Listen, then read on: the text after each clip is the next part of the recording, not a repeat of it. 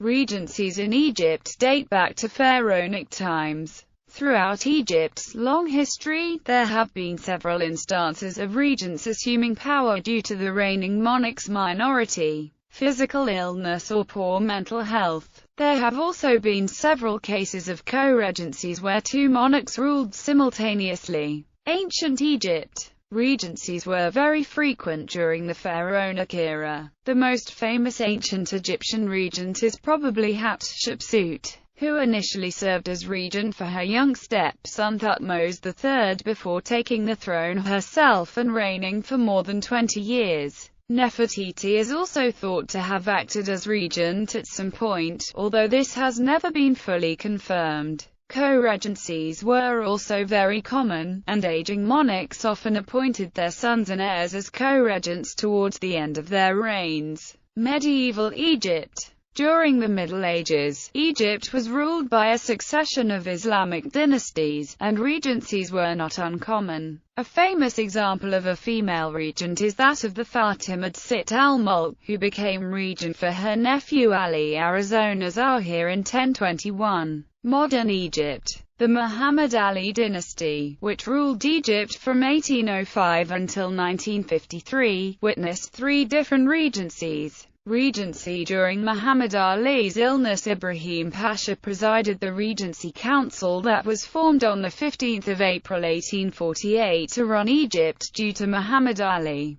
Pasha's declining physical and mental health. Legal documents were still written in the latter's name, however. Ibrahim Pasha became the de facto ruler of the country from this moment on. On 20 July of the same year, an extraordinary envoy of Ottoman Sultan Abdülmecid I arrived in Alexandria with the firman by which the Porte recognized Ibrahim Pasha as Egypt's new wali. The latter then traveled to Istanbul, where his investiture took place on 25 August in the presence of the Ottoman Sultan. However, his reign was very brief, and his death occurred shortly after his return to Cairo. He died on 10 November 1848 due to ill health, thus predeceasing his father. Regency during Farouk I's minority. A Regency Council was established following the death of King Fuad I, since his son Farouk was still a minor. Prior to his death, Fuad I had named in a formal document the three members who were to serve on the Regency Council: Adli Yakin Pasha, Tawfiq Nassim Pasha, and Mahmud Fakra Pasha.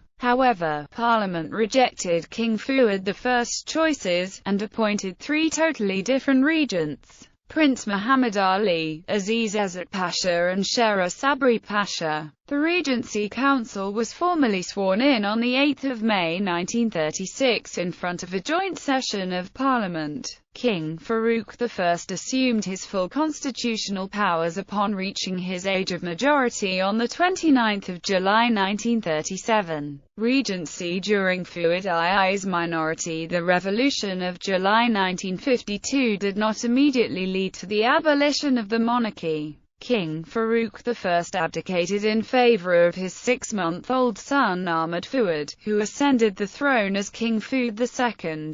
However, the latter only reigned as a nominal king in exile. Initially, his powers were assumed during a week by the cabinet, headed at the time by Ali Mar Pasha. On 2 August 1952, a temporary regency body was created, headed by Prince Muhammad Abdul-Munaim. The three-member regency body also included Bahauddin Barakat Pasha and Rashad Mehana. The regency body was dissolved on 7 September 1952, and Prince Muhammad Abdul-Munaim was appointed as sole Prince Regent.